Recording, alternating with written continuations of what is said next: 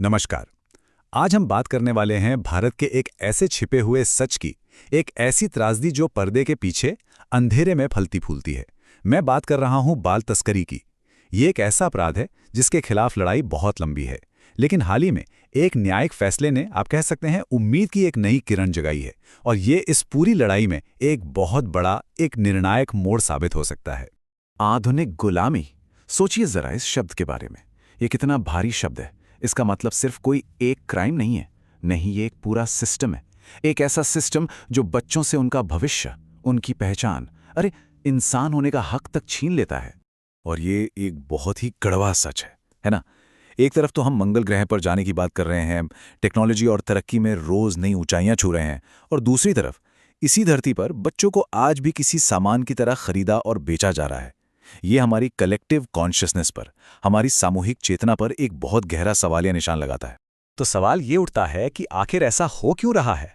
ऐसा तो है नहीं कि हमारे पास कानून नहीं है, कानून तो हैं। तो फिर वो कौन सी कड़ी है जो टूट रही है? कहाँ कमी रह जा रही है? चलिए इसी को समझते हैं। देखिए, कागज पर तो हमारा संविधान एक बहुत मजबूत ढाल देता है। आर्टिकल 23 और 24 ये साफ साफ कहते हैं कि इंसानों की तस्करी और जबरन मजदूरी गैर कानूनी है।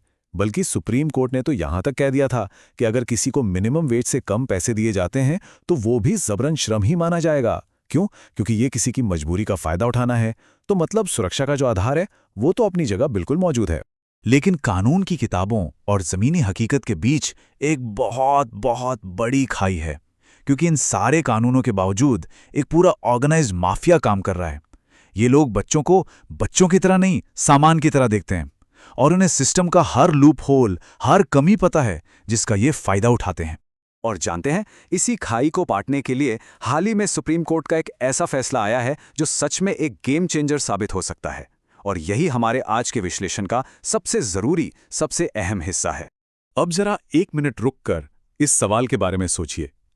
एक बच्चा जिसने इतना भयानक ट्रॉमा, इतना बड़ा सदमा झेला हो, जो बुरी तरह डरा हुआ हो, क्या उससे ये उम्मीद करना सही है कि वो एक मशीन की तरह हर तारीख, हर चेहरा, हर बात बिना किसी गलती के याद रखे? क्या ये मुमकिन है? और बस यहीं पर सुप्रीम कोर्ट ने एक रेवोल्यूशनरी, एक क्रांतिकारी कदम उठाया है। उन्होंने लागू किया है rule of sensitivity and latitude, यानी संवेदनशीलता और छूट का नियम।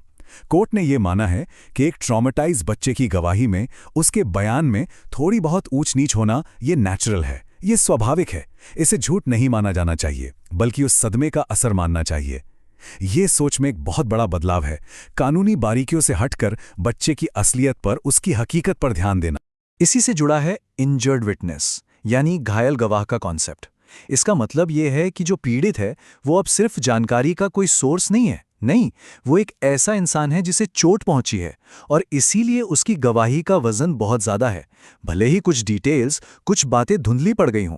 कोर्ट का संदेश बिल्कुल साफ है, याददाश्त की छोटी मोटी चूक अब अपराधियों के लिए बचने का रास्ता नहीं बन सकती। कोर्ट ने एक और बहुत जरूरी बात कही, ये कि बाल तस्करी कोई एकाध इंसान का किया हुआ अपराध नहीं है। ये एक पूरी इंडस्ट्री है, बिल्कुल एक सप्लाई चेन की तरह काम करती है। तो क्या है ये सप्लाई चेन? इसकी 4 कड़ियां हैं। पहली है रिक्रूटमेंट, यानी भर्ती। ये ज्यादातर गरीब गांवों में झूठे वादों से शुरू होती है। इसके बाद आता है ट्रांसपोर्टेशन, यानी परिवहन, जहां बच्चों को चुपके से शहरों तक पहुंचाया जाता है। फिर उन्हें हार्बरिंग, यानी कहीं छिपा कर रखा जाता है। और आखिर में होता है एक्सप्लॉयटेशन, शोषण, बंधुआ मजदूरी, या उससे भी कई गुना ज्यादा बुरा कुछ। और सबसे खतरनाक बात जानते हैं क्या है? हर कड़ी को अलग अलग लोग संभालते हैं, जिससे इस पूरे नेटवर्क को तोड़ना बहुत मुश्किल हो जाता है। तो देखिए, सुप्रीम कोर्ट का यह फैसला वाकई उम्मीद जगाता है, लेकिन जमीनी हकीकत वो आज भी बहुत कठोर है। चलिए कुछ आंकड़ों पर नजर डालते हैं जो इस सच्चाई को और साफ कर देंगे। ये आंकड़ा देखिए और इसे जरा जहन में उतरने दीजिए। 4.8%, सिर्फ 4.8%। गृह मंत्रालय के मुताबिक 2018 से 2022 के बीच मानव तस्करी के मामलों में सजा की दर बस यही थी। अगर सीधे सीधे शब्दों में कहें तो अदालत तक पहुंचे 100 में से 5 से भी कम अपराधियों को सजा मिली। सोचिए, ये जो खाई है ये और भी गहरी दिखती है। जब हम कुल मामलों को देखते हैं, 10,000 से भी ज्यादा मामले अदालत पहुंचे, लेकिन सजा सजा हुई सिर्फ 500 के करीब मामलों में। मतलब 95% से ज्यादा मामलों में अपराधी बच निकले। तो ऐसा होता क्यों है? खैर, वजहें तो कई हैं। कभी सबूत कमजोर होते हैं, कभी जांच में ढिलाई होती है, लेकिन सबसे बड़ी और सच कहूं तो दिल दहला देने वाली वजह है डर। ये तस्कर बच्चों और उनके परिवारों को इतना धमकाते हैं कि इसी डर के मारे कई पीड़ित अदालत में अपनी गवाही से ही पलट जाते हैं। और इसके ऊपर से जो हमारी एंटी ट्रैफिकिंग यूनिट्स हैं, उनके पास भी अक्सर ना तो पूरे संसाधन होते हैं और न ही जरूरी अधिकार।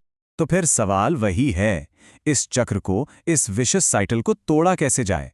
सुप्रीम कोर्ट के इस ऐतिहासिक फैसले को जमीन पर हकीकत में कैसे बदला जाए? इसका जवाब एक मल्टी प्रोंग्ड स्ट्रैटेजी में है। मतलब कई मोर्चों पर एक साथ काम करना होगा। देखिए, सबसे पहला काम तो ये कि सालों से जो एंटी ट्रैफिकिंग बिल अटका हुआ है उसे पास किया जाए, ताकि जांच एजेंसियों को और ज्यादा ताकत मिले। दूसरा, बचाए गए बच्चों का कॉम्प्रिहेंसिव रिहैबिलिटेशन हो। और इसका मतलब सिर्फ एक छत देना नहीं है, बल्कि उनके ट्रॉमा को भरने के लिए मनोवैज्ञानिक यानी साइकोलॉजिकल मदद देना भी है। तीसरा, शिक्षा को एक सुरक्षा कवच बनाना होगा, क्योंकि सीधी सी बात है, हर वो बच्चा जो स्कूल में है वो तस्करों की पहुंच से काफी हद तक दूर है। और चौथा, टेक्नोलॉजी का इस्तेमाल। आज तस्कर ऑनलाइन बच्चों को फंसा रहे हैं, तो हमें भी टेक्नोलॉजी का इस्तेमाल करके ही उन्हें रोकना होगा। नोबेल पुरस्कार विजेता कैलाश सत्यार्थी का एक सवाल है जो सब कुछ कह देता है। वे पूछते हैं, किसी बच्चे को बचाने का क्या फायदा अगर समाज उसे वापस स्वीकार ही ना करे? और बात बिल्कुल सही है। सिर्फ बचा लेना ही काफी नहीं है, हम सबको एक ऐसा समाज बनाना होगा जो इन बच्चों को बिना किसी भेदभाव के अपनाए और उन्हें फिर से मेनस्ट्रीम में शामिल होने का एक असली मौका दे। तो अंत में हम इसी सवाल पर आकर खड़े होते हैं। अदालत ने एक नया और बहुत शक्तिशाली हथियार हम सब के हाथ में दिया है, लेकिन इस हथियार को चलाना और कागज पर लिखे कानूनों को हर एक बच्चे के लिए जमीनी सुरक्षा में बदलना, ये जिम्मेदारी अब सरकार की, समाज की और हम सब की है।